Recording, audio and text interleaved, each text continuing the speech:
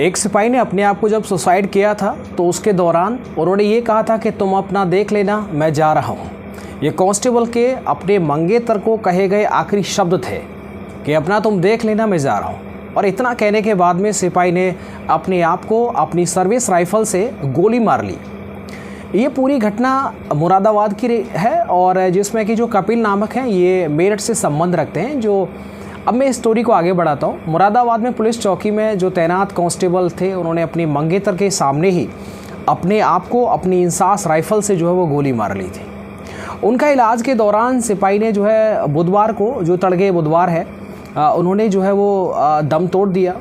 मुरादाबाद में जो सिपाही कपिल थे, सिपाही कपिल कुमार की आत्महत्या के मामले में पुलिस ने भी जो है बुधवार को इसके बारे में बताया था कि उनकी जो महिला कांस्टेबल हैं, जो मंगेतर हैं, उनसे पूछताछ में सारी जानकारी क्या क्या निकल के आई वो मैं आपको जो है बताता हूँ। और महिला सिपाही ने बताया है इस पूरी बातचीत में क्या हुआ था। वो ये बोल रही थी कि मंगलवार को दोपहर में वो पुलिस चौकी में बैठी हुई थी।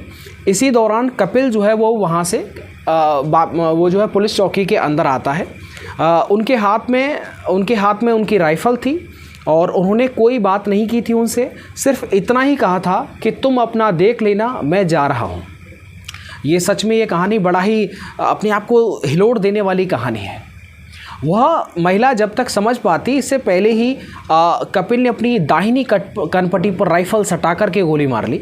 अब आप जान सकते हैं कि इंसास राइफ़ल और अगर कनपट्टी के बगल में लगाई जाए तो उसके बाद में उसकी क्या स्थिति रही होगी। ये जो पूरा घटनाक्रम है वो ज़्यादा बड़ा नहीं था, सिर्फ 30 सेकंड का इस पूरे घटनाक्रम को होने में टाइम लगा। महिला कांस्टेबल ने बताया कि गोली लगते ही कपिल जो थे वो लहूलुहान होकर के नीचे गिर पड़े थे और महिला बताती थी कि उन्होंने चीखते हुए वो बाहर निकली और गोली की आवाज़ भी आपको पता है जब गोली चलती है वो भी इंसास राइफ़ल से, तो उसकी भी आवाज़ सुनकर के बाकी जो अन्य पुलिसकर्मी उस चौकी पर मौजूद थे वो चौकी के अंदर भागे, उनको देखा, उनको संभाला। मौके पर जब उन्होंने पहुंच कर के देखा तो कपिल ने अपने आप को गोली मार ली थी। उनके गोली लगी हुई थी, दाहिनी कनपट्टी पर लगी हुई थी। उनको जो है कपिल को तुरंत अस्पताल में पहुंचाया गया जो नज़दीकी सरकारी हॉस्पिटल था। महिला सिपाही ने अपने मंगेतर से किसी भी तरह का विवाद होने की बात से इनकार कर दिया। वो बोलती रही कि हमारे बीच में किसी भी तरह की कोई भी लड़ाई नहीं थी। फिर ऐसा क्या हुआ? कपिल के जो परिजन हैं उन्होंने महिला पर आरोप लगाए हैं। अभी तक सिर्फ आरोप ही लगाए हैं, लिखित में कोई जो शिकायत है वो नहीं दी गई है। वो कहती हैं कि सिपाही कपिल की मौत के बाद बताते हैं कि सिपाही कपिल की मौत के बाद में मेरठ से उनके परिजन जो मुरादाबाद में पहुंचे थे, क्योंकि कपिल जो थे वो मुरादाबाद में ही नौकरी कर रहे थे पिछले 2-2.5 साल से। उन्होंने पुलिस अधिकारियों से बात की और उन्होंने कहा कि उनके बेटे को परिवार की ओर से कोई परेशानी नहीं थी।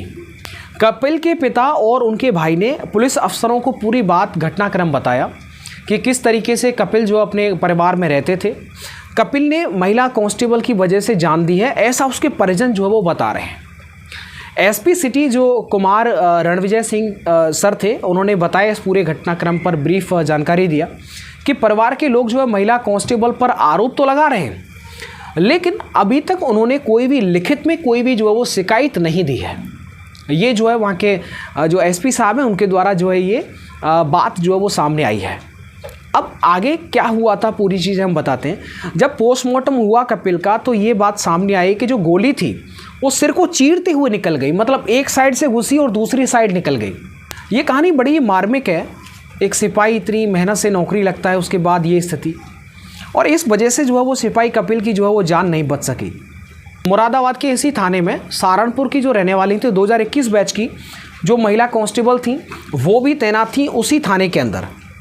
दोनों की शादी जो है वो तय हो चुकी थी लगभग, और उनकी रिंग सेरेमनी शायद जो है वो 10 नवंबर को जो है वो सगाई होनी थी। हाँ, इसके बाद में जो गल शहीद के असादपुर जो निवासी हैं जफ़र पर पिछले दिनों जो फायरिंग हुई थी और जफ़र ने केस भी जो है वो दर्ज कराया था जिस जगह उनकी ड्यूटी लगी हुई थी, और अपनी जान को खतरा बताते हुए सुरक्षा की जो है मांग की थी उन्होंने, जफ़र ने। तो कपिल की ड्यूटी जो है जफ़र के साथ में ही उनकी सुरक्षा में लगी हुई थी और पूछताछ अभी की जा रही है। ये सच में ये जो घटना है वो काफ़ी निंदनीय है, इस तरह से नहीं होना चाहिए। आप और हम जानते हैं कि कितना मेहनत करने के बाद में सरकारी नौकरी को प्राप्त करते हैं और सरकारी नौकरी लगने के बाद में भी अब ये पता चले कि ऐसी स्थिति बन जाए कि सुसाइड करना पड़ जाए, ये सच में बहुत ही गलत बात है। कपिल को ये कदम नहीं उठाना चाहिए था। अगर उनको किसी भी तरह की कोई परेशानी थी तो उन्हें अपने उच्च अधिकारियों को उस परेशानी को जो है बताना चाहिए था कि सर मेरे साथ में इस तरीके का हो रहा है या फिर मुझे इस तरह की परेशानी है। जब तक देखिए आपकी लाइफ में भी अगर किसी भी तरह की कोई भी इस तरह की अगर कोई प्रॉब्लम है, आप अगर अपने दोस्तों के साथ शेयर नहीं कर सकते तो कम से कम एटलीस्ट अपने उच्च अधिकारियों तक उस बात को ज़रूर शेयर करें। सर ये बात है, अब आप बताइए सर मैं क्या करूं, तो उसमें उसका समाधान ज़रूर निकलता। कपिल ने ये जो कदम उठाया था वो सच में सही नहीं था और इसकी अभी जांच चल रही है। महिला कांस्टेबल जिस पर उसके परिजन, कपिल के परिजन जो आरोप लगा रहे हैं, उसकी भी जांच की जा रही है। तो ऐसे में देखने वाली बात होगी कि आगे क्या होता है। फिलहाल में एक कांस्टेबल को अगर इस तरह की कोई भी दिक्कत परेशानी आती है तो अपने परिजनों को, अपने दोस्तों तक उस बात को जो वो ज़रूर शेयर करना चाहिए कि जो मेरे साथ घटित हो रहा है। ऐसा नहीं कि अपने मन में ही, मान लीजिए किसी भी तरह की अगर कोई भी प्रॉब्लम हो तो ऐसा नहीं हो सकता कि उस प्रॉब्लम का सल्यूशन ना हो, समाधान ज़रूर होता है। हमको यार हिम्मत जो है वो नहीं हारनी चाहिए। इस कहानी में बस इतना ही। इसके बाद मिलते एक अच्छी सी और एक लेटेस्ट कहानी के साथ में। तब तक मुझे दीजिए इजाज़त, और जितना आपने प्यार और सपोर्ट किया उस सब के लिए रियली आप सबका बहुत बहुत शुक्रिया। इसी तरह की क्राइम स्टोरीज़ देखने के लिए आप इस चैनल को सब्सक्राइब कर लीजिएगा। Thank you.